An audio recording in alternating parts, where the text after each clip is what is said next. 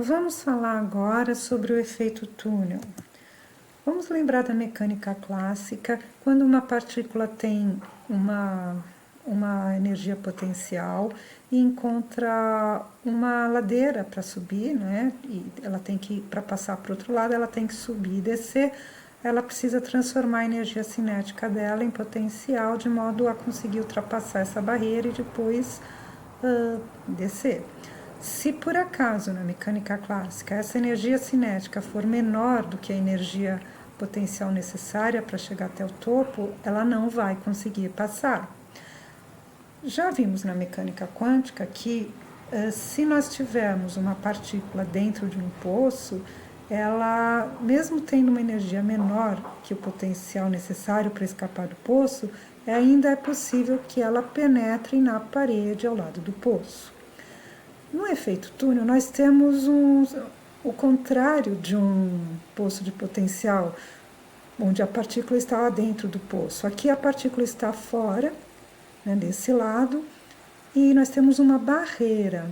E do outro lado, então aqui a gente tem uma energia potencial zero, e depois da barreira também energia potencial zero, só que a barreira tem uma energia que a gente está chamando aqui de UB, para que ela precisa, que é aqui no caso menor do que E, que ela é necessário para que ela consiga passar a barreira.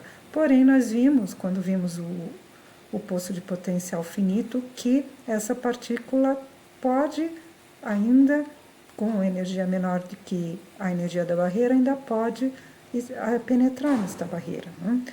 Então, nós temos que a função de onda fora dessa barreira antes, dentro dela e fora depois de passar pela barreira, deve sempre obedecer a equação de Schrödinger, sendo sempre finita e tendo a função de onda e sua derivada primeira finita e contínua, ambas finitas e contínuas. Então, nós temos a função de onda. Aqui, antes da barreira, a partícula era livre, o potencial é zero, então nós temos uma função senoidal, assim como nós temos dentro do poço de potencial. Se a partícula incide aqui na parede e é refletida, eu vou ter a formação de nós e ventres, mas a partícula aqui é livre. Já dentro da barreira, nós temos que resolver a equação de Schrödinger, escrevendo dessa forma, em que nós temos a derivada segunda isolada aqui, nós temos todo isso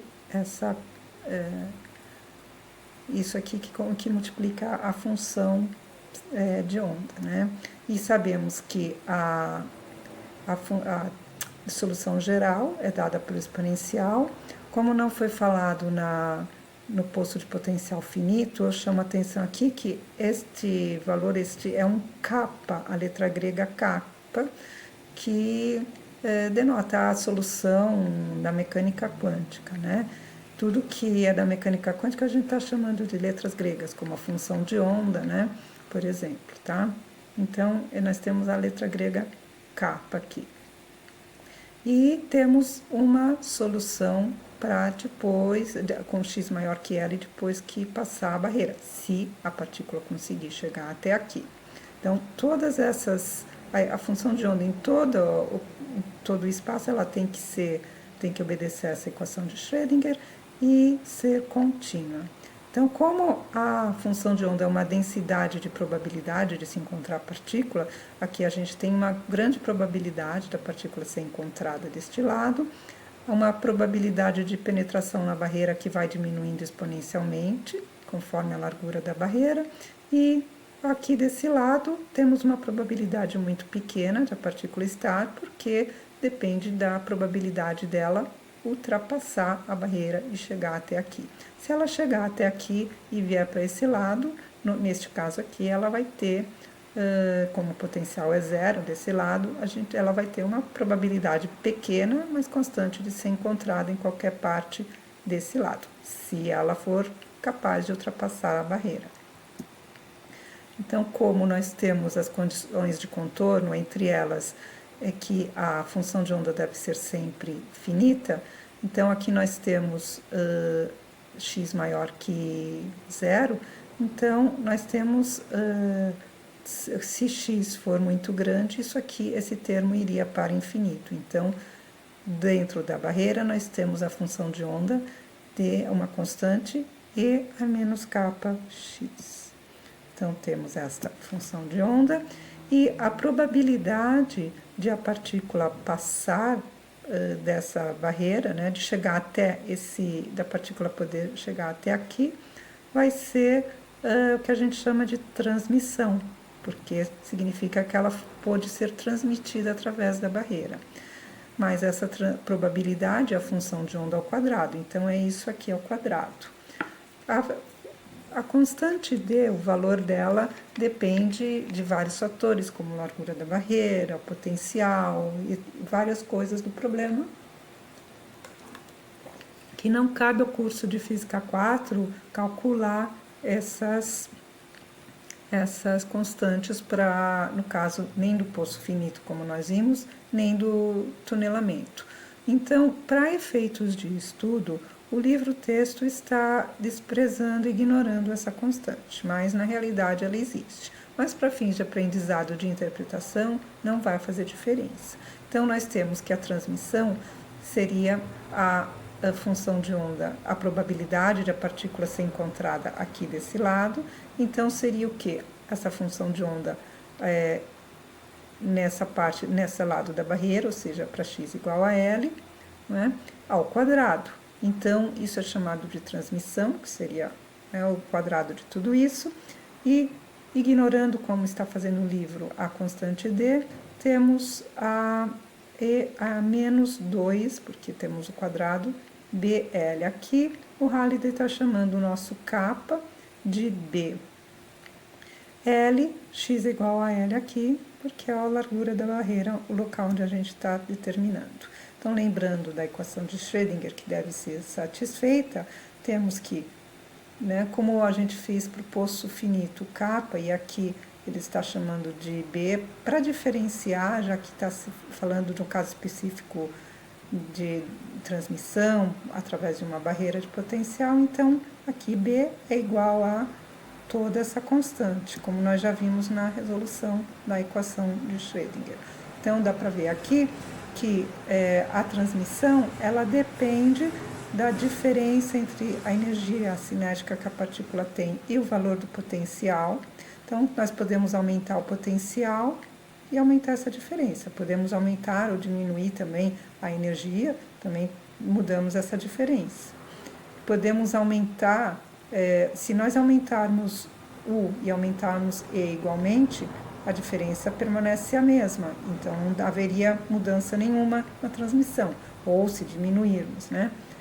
Depende também da massa da partícula. Uma partícula, por exemplo, como um elétron, ela tem uma determinada transmissão. Se nós pegarmos um próton, que tem uma massa bem maior do que o elétron, B é bem maior e, portanto, esse termo todo, que é uma exponencial negativa, vai diminuir aqui e teria uma transmissão bem menor. Então, temos que a transmissão depende de tudo isso, né? Da diferença de energia, ou seja, da altura da barreira e da energia cinética da partícula. Temos também dependência da massa, né? E é isso. Então, a gente tem aplicações também para isso na engenharia elétrica, né? Temos dispositivos que se beneficiam do tunelamento. Eu vou citar aqui uma técnica de caracterização de materiais, que é a microscopia de tunelamento, em que ela é feita através de uma superfície, que é a que queremos identificar, e a gente tem uma ponta que é colocada a uma distância bem pequena da superfície e aplica-se um potencial, aqui uma diferença de potencial entre a superfície e a ponta. Então, com essa diferença aqui pequena, de acordo com o tamanho do potencial, que aqui temos um espaço, né? Então, é possível que esse espaço que é a barreira de potencial que é necessário para que esse potencial atraia os elétrons para virem aqui para cima. E se então existirá uma possibilidade de transmissão, de que elétrons vençam essa distância aqui, que tem um potencial, certo? Então, vai ter, com essa possibilidade de tunelamento, vai ter sempre uma certa, de acordo com a transmissão, com a probabilidade, vai ter sempre um determinado número de elétrons que podem ultrapassar essa barreira, e essa ponta está ligada a um circuito, então esses elétrons que passam vão gerar uma corrente nesse circuito. E essa corrente é sempre medida, a tensão também é monitorada e tudo. Então, o que se faz normalmente é controlar essa corrente e manter essa corrente sempre fixa, sempre constante. Para isso, se, por exemplo, a altura, a gente está numa parte mais alta da superfície, esse tunelamento, né, a barreira seria menor, mais estreita, e o tunelamento seria maior, aumentaria a corrente. Então, tem um detetor que monitora sempre essa corrente, e detectando essa corrente, existe um programa que vai mudar essa altura aqui para que a corrente volte a ser a mesma do início. Então, se a superfície, ou seja, essa barreira, né, é mais alta ou menos alta, né, é maior, mais larga ou menos larga, a corrente que está monitorando vai alterando, né, a altura desta ponta aqui. E a altura, de modo a manter a corrente constante. E essa altura aqui, ela é monitorada normalmente por um laser que incide aqui nessa parte de cima e reflete num espelho. Através do ângulo de reflexão aqui nesse espelho, se monitora essa altura. Então, com isso, determinando-se a altura da ponta, determina-se a altura, né, da superfície, e pode-se reproduzir a microscopia desta superfície que a gente está monitorando.